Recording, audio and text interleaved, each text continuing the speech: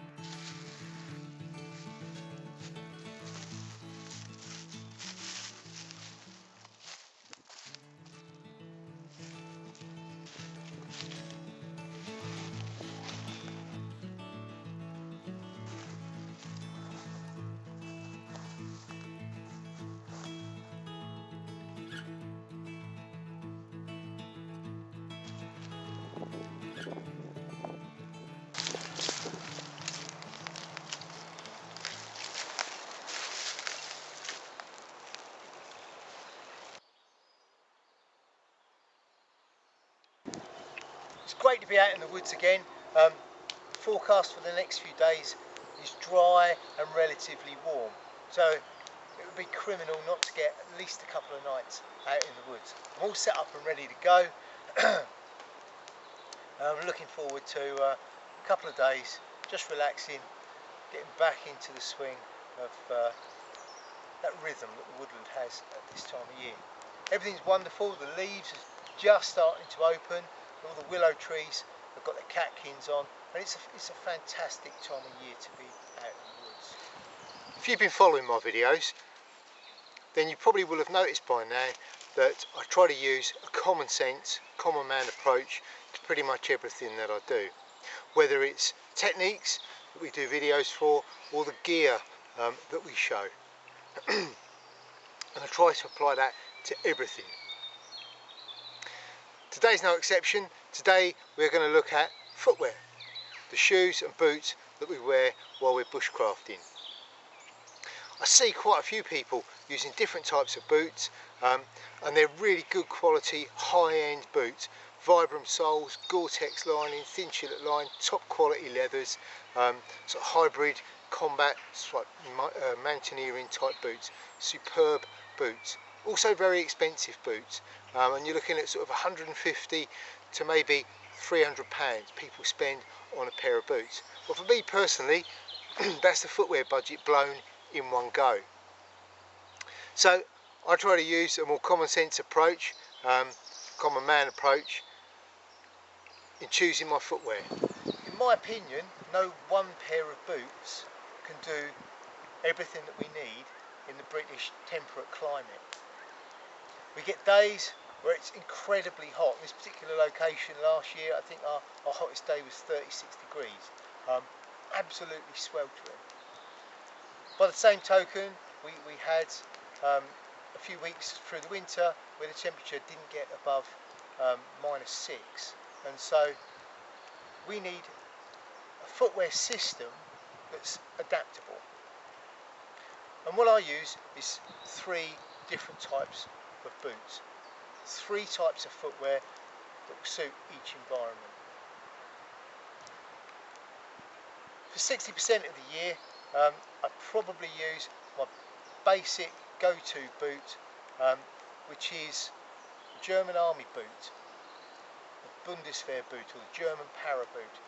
They're advertised as all different types of things, but they're basically what the German Army issue to their basic troops.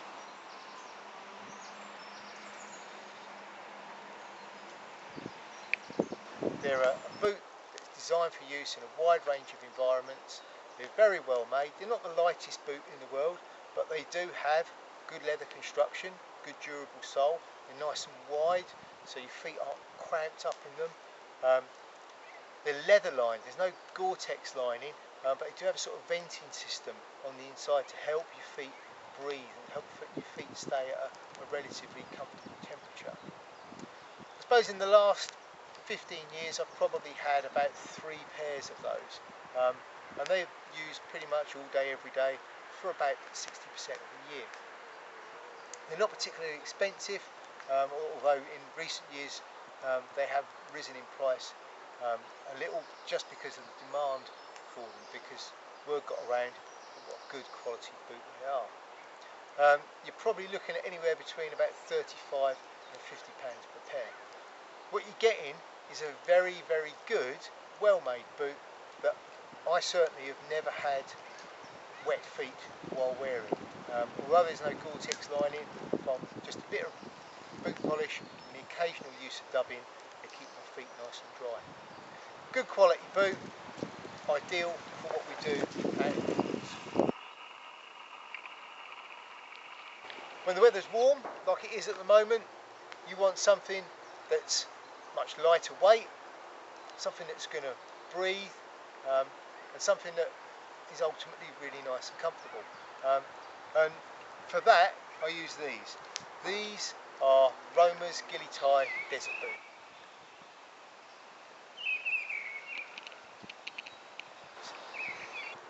Incredibly cheap to buy, I think between 25 and 30 pounds a pair.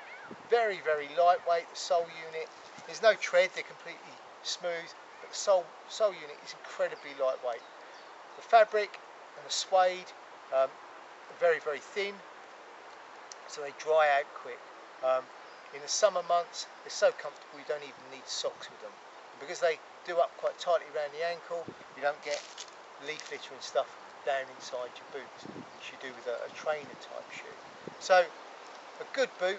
If it does rain, and we are in the UK, and rain can turn up at any time, well, in my kit I've normally got a set of sealskin socks in with my wet weather gear, which I carry year round anyway.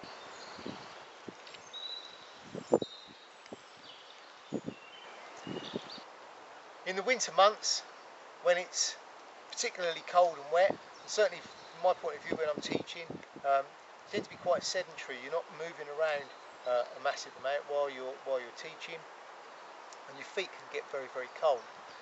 The boots that I've used for probably about the last 8 or 9 years are what are known as pack boots or duck boots.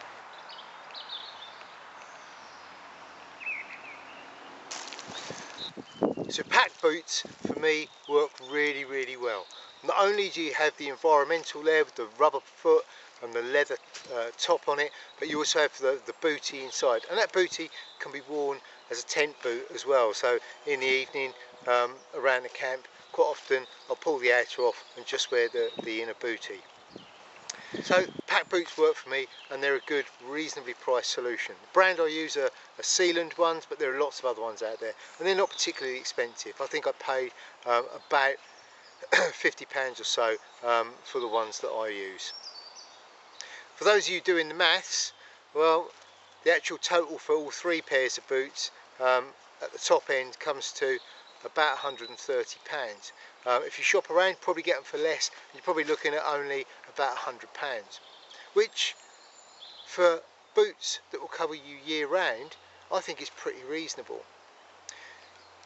In the heat of summer, you're not going to want Gore-Tex and Cinchulate, so by having different pairs of boots that you can put on, you can match it to the weather conditions.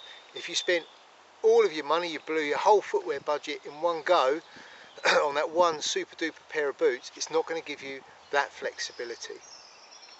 So for me, the system that I use works. Give it a go. Let me know how you get on. See if this system that I use perhaps works for you too.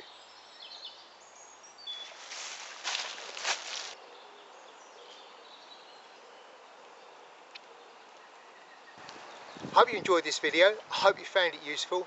If you did, then remember, subscribe to our channel. Until next time, stay safe.